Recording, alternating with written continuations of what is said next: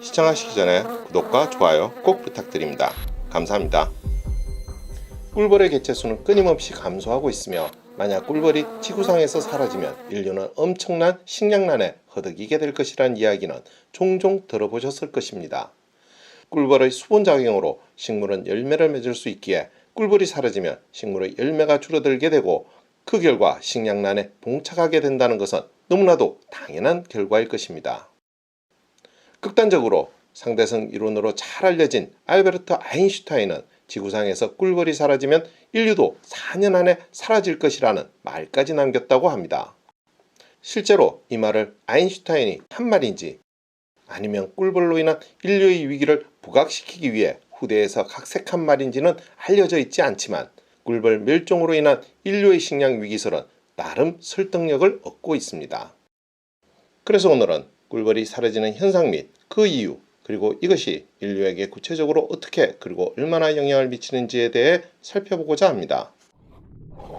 꿀벌은 약 1억 4,500만 년 전인 백악기 시대에 등장한 것으로 알려져 있습니다. 그런데 여기에서 중요한 것은 꿀벌의 등장이 식물의 변화를 가져왔다는 것입니다. 그동안 지구를 지배하던 식물은 거시 식물인데 꿀벌의 등장 이후 속시 식물로 변했다는 것입니다. 거시 식물은 말 그대로 밑씨가 씨방에 쌓여 있지 않고 밖으로 드러나 있는 식물로 꽃이 피지 않으며 바람, 물 등에 의해 꽃가루를 날려 번식을 합니다. 이 때문에 광범위한 지역에 번식할 수 있어 백악기 이전 쥐라기 시대까지 은행나무, 소철 등 다양한 종이 크게 번성했습니다. 이와는 달리 속시식물은 밑씨가 씨방 안에 들어있는 식물입니다. 속시식물은 밑씨를 씨방에 보호하기 때문에 기존의 거시식물보다 외부의 위험으로부터 안전한 반면 바람에 다수의 꽃가루를 날리던 거시식물에 비해 번식력은 뒤처졌습니다. 그런데 이런 단점을 보완시켜 준 것이 바로 꿀벌이었던 것입니다. 꿀벌은 식량을 얻기 위해 속시식물의 꽃 속으로 드나들면서 꽃가루를 전파하기 시작했던 것입니다. 결국 이를 통해 속시식물은 안정적인 씨앗 보호와 동시에 높은 번식력까지 갖춰 폭발적으로 번성하기 시작했고 현재에 이르러 육상식물의 95% 이상을 속시식물이 차지하게 되었습니다. 결국 이런 속시식물은 인류를 포함한 수많은 육상동물에게 먹을 것을 제공하게 되었기에 한마디로 지구 육상 생태계의 중심에 꿀벌이 있다고 할 수 있는 것입니다. 꿀벌의 영향력에 대해 좀 더 구체적으로 살펴보겠습니다. 사과, 배 등 인간이 기르는 주요 100대 농작물의 70%가 꿀벌 같은 동물이 수분 활동을 도와줘야 한다고 합니다.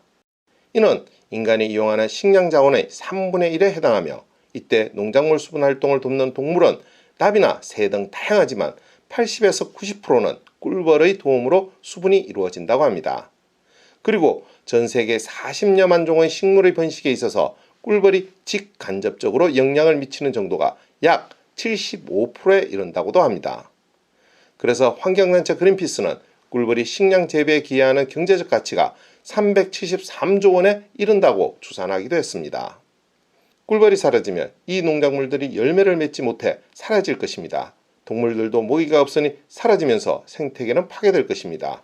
결국 먹이사슬의 정점에 있는 인간 역시 식량 부족과 전쟁으로 사라지는 인류 멸망의 끔찍한 시나리오가 전개될 수 있는 것입니다. 그런데 실제 꿀벌들이 사라지고 있습니다.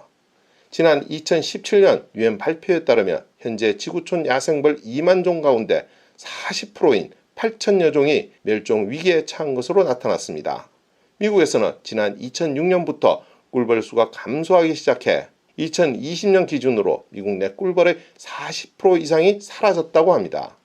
유럽은 1985년에 비해 25%가 줄었고 영국은 2010년 이후 45% 정도 꿀벌이 사라졌다고 합니다.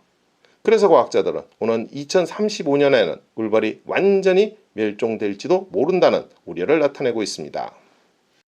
또한 2021년 1월 아르헨티나 연구진의 발표에 따르면 2015년 기준 전 세계에서 목격되는 야생 꿀벌의 종류가 1990년보다 25%나 감소했다고 합니다. 과학자들은 꿀벌이 사라지는 이런 현상을 벌집-군집 붕괴 현상이라고 합니다. 꿀과 꽃가루를 채집하러 벌집을 나선 벌들이 집으로 돌아오지 않아 유충과 여왕벌이 폐사하는 현상을 말합니다.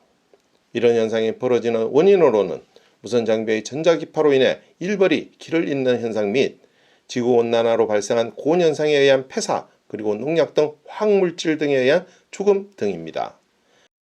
여기에서 기후온난화가 왜 꿀벌의 폐사와 연관되어 있는지 궁금하실 것입니다.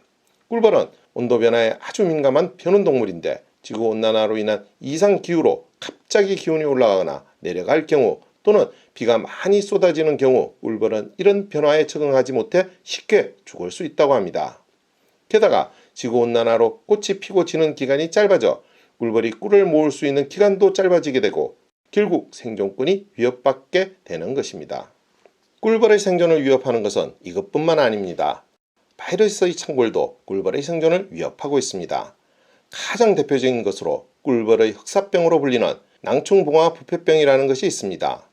낭충봉화 부패병은 육각형의 벌방송에서 자라는 꿀벌 애벌레의 소화기관이 바이러스에 의해 감염되는 질병으로 치료제가 없는 치사율 90%의 질병입니다. 벌방 뚜껑이 쭈글쭈글해지고 감염된 애벌레는 부어오르면서 죽는다고 합니다. 이 전염병이 발병하면 구제역처럼 반경 6km의 토종벌통을 모두 소각 처리해야 합니다.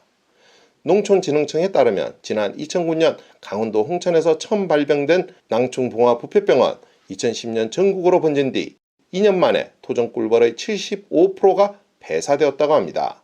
또한 2013년엔 토종벌 40만 통 가운데 겨우 3통만 살아남았고 다시 복원의 노력 끝에 2020년에는 3만 개에서 10만 개 수준으로 회복되었지만 아직 이전으로의 회복은 요원한 상황이라고 합니다. 이러한 상황에서 세계는 꿀벌을 보호하기 위한 다양한 정책을 펼치고 있습니다. 2014년 버락 오바마 미국 대통령은 꿀벌 보호를 위한 대책을 마련하기 위해 대통령 직속 자문회의까지 만들었으며 2016년 미국은 꿀벌을 멸종동물로 지정하여 특별한 보호를 하고자 했습니다. 이후의 경우 네오니코티노이드라는 농약이 벌집 군집 붕괴 현상의 원인으로 주목받자 2020년 1월 EU는 이 농약을 벌과 접촉이 없는 온실에서만 사용할 수 있도록 규제했습니다. 야외에서 사용하지 못하게 한 것입니다. 네덜란드는 도시 곳곳에 벌이 둥지를 틀 수 있도록 대나무로 만든 벌 호텔을 설치하고 버스 정류장 위에 식물을 심어 벌 정류장을 만들기도 했습니다. 고속도로 등에 야생화를 심는 꿀 고속도로 사업도 펼쳤습니다. 그리고 이런 노력으로 벌의 개체수는 다소 회복되었다고 합니다. 오늘의 이야기는 여기까지입니다. 더 좋은 이야기로 찾아뵐 수 있도록 구독과 좋아요 꼭 부탁드립니다. 알림 설정도 잊지 마시고요. 감사합니다.